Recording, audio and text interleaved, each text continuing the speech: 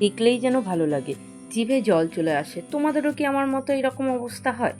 আজকে না আমার বড্ড বিরিয়ানি খেতে ইচ্ছে করছে, তো তার জন্য কিন্তু বিরিয়ানি রেডি করে ফেলেছি চটপট করে।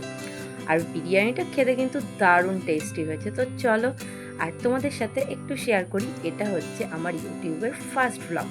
আর দেখো, প্রথম দিনেই আমার কি অবস্থা! বিরিয়ানি করার আগেই কিন্তু মুখে নাকে সব হলুদ লেগে গেছে। দেখে কি তোমাদের হাসি পাচ্ছে?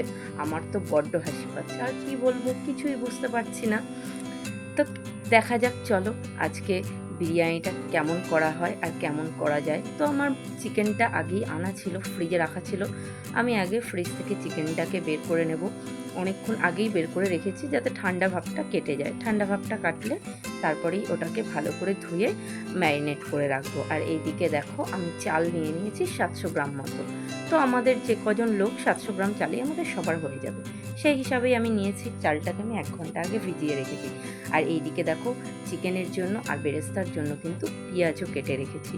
তো অলমোস্ট সব প্রায় আমার রেডি হয়ে গেছে। চালটা অনেকক্ষণ ভেজানো হয়ে গেছে।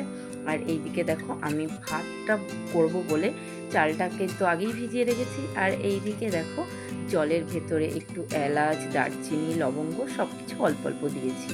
খুব একটা বেশি দিইনি, কেননা খুব একটা বেশি দিলে কিন্তু একটু ঝাঁঝ ঝাঁঝ লাগে।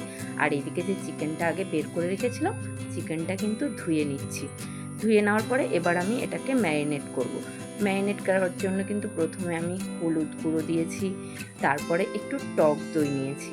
আমি যদিও বা জানি না এটা সবাই কি করে, আমি কিন্তু বিরিয়ানি করার সময় অবশ্যই টক দই দিই চিকেনে। তোমরা কি করো অবশ্যই কিন্তু জানিও। আর যে মশলাটা করে রেখেছিলাম, সে মশলাটা দিয়ে দিয়েছি। এরপরে একটু সর্ষের তেল দেবো, দিয়ে সর্ষের তেল দেওয়ার পরে একটু লবণ আর একটু বিরিয়ানি মশলা দিয়ে কিন্তু ম্যারিনেট করে 1 ঘন্টা মতো রেখে দেবো।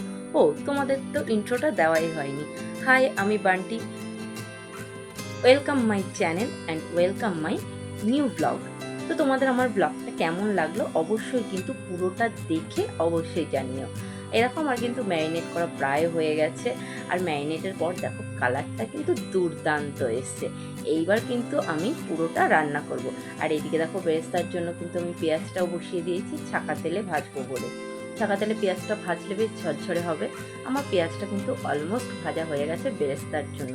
আর ওইদিকে যে জলটা দিয়েছিলাম সেটাও কিন্তু দেখো গরম হয়ে গেছে। এবার চালগুলো দিয়ে দেবো। আর এইদিকে পেঁয়াজ ভাজাটা তুলে আমি যে আলুগুলো কেটে রেখেছিলাম সেগুলো কিন্তু দিয়ে দেবো। আলুগুলোকে একটু লাল লাল করে ভেজে নেব। তোমরা কে কে বিরিয়ানি খেতে পছন্দ করো বলো তো আমার মতো? আমি কিন্তু প্রচণ্ড পরিমাণে পছন্দ করি। আর আমার মনে হয় কি, বাইরের থেকে ঘরে বানানো বিরিয়ানিটাই বেশি ভালো লাগে। আর এইদিকে দেখো, যে মশলাগুলো নিয়েছিলাম সেইগুলোই তোমাদেরকে দেখালাম আবার কি কি মশলা আমি চিকেনে দিয়েছি। আর তারপরে একটা কড়াই বসিয়ে কড়াই গরম করে তার ভেতরে একটু তেল দিয়ে দিলাম। তেলের ভেতরে আমি যে জিনিসগুলো দিয়েছি সেটা হলো তেজপাতা, আর একটু এলাচ দিয়েছি, আর একটু পেঁয়াজ দিয়ে দিয়েছি। তো পেঁয়াজটা ভালো করে ভাজা হওয়া পর্যন্ত একটু অপেক্ষা করব। পেঁয়াজটা একটু লাল লাল করে ভাজা হলে তারপরেই কিন্তু আমি টমেটো দিয়ে দেবো। দেখো, পেঁয়াজটা কিন্তু আমার অলরেডি লাল লাল করে ভাজা হয়ে গেছে, তাই কিন্তু আমি টমেটো দিয়ে দিয়েছি। আর টমেটো দেওয়ার পরে যে মশলাটা করে রেখেছিলাম সেটাও কিন্তু দিয়ে দিয়েছি। আর কিছুটা মশলা তো ম্যারিনেটে দিয়েছি, আর কিছুটা মশলা কিন্তু এখানে কষানোর সময় দিয়ে দিয়েছি। আর এই দেখো, 1 ঘন্টা পরে আমার এটা কিন্তু এই রকম হয়েছে। একটু জলও ছেড়ে দিয়েছে। এরপরে কিন্তু চিকেনটা দিয়ে ভালো করে কিছুক্ষণ কষিয়ে নেব। তোমরা কোন প্রসেসে করো অবশ্যই কিন্তু কমেন্টে জানিও। চিকেনটা আমার প্রায় কিন্তু কষানো হয়ে গেছে। এবার অল্প করে একটু জল দিয়ে কিছুক্ষণের জন্য ঢাকা দিয়ে দেবো। তাহলেই কিন্তু প্রায় আমার চিকেনটা রান্না হয়ে যাবে।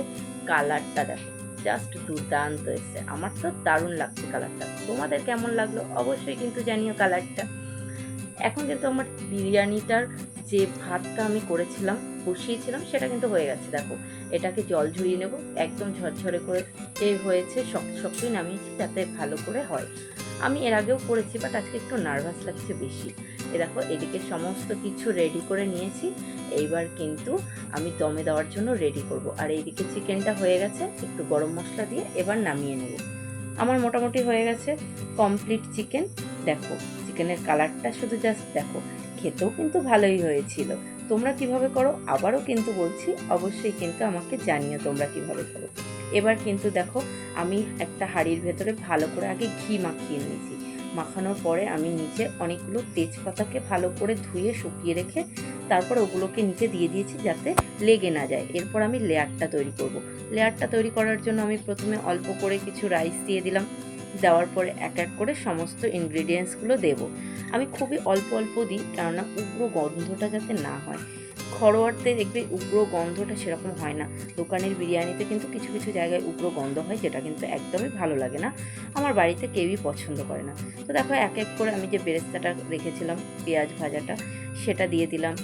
ঘি দিয়ে দিলাম, একটু সামান্য লবণ, এরপরে কেওড়া জল, গোলাপ জল, সমস্ত কিছু এক এক করে কিন্তু দিয়ে দেবো। আর আমার ইন্ট্রোটা কি একটু কেমন হয়ে গেল, তাই না বলো?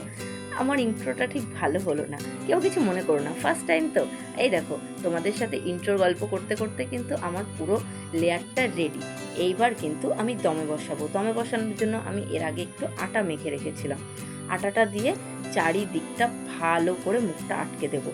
হাঁড়ির মুখটা ভালো করে আটকে দেবো যাতে ভাপটা আমার বাইরে বেরিয়ে না আসে। বাইরে বেরিয়ে যত ভালো করে দেবো তাড়াতাড়ি আমার মানে দমটা হয়ে যাবে। খুব বেশিক্ষণ আমি রাখিনি, 40 মিনিট মতো রেখেছি। তো 40 মিনিট পর চলো তোমাদেরকে দেখাই।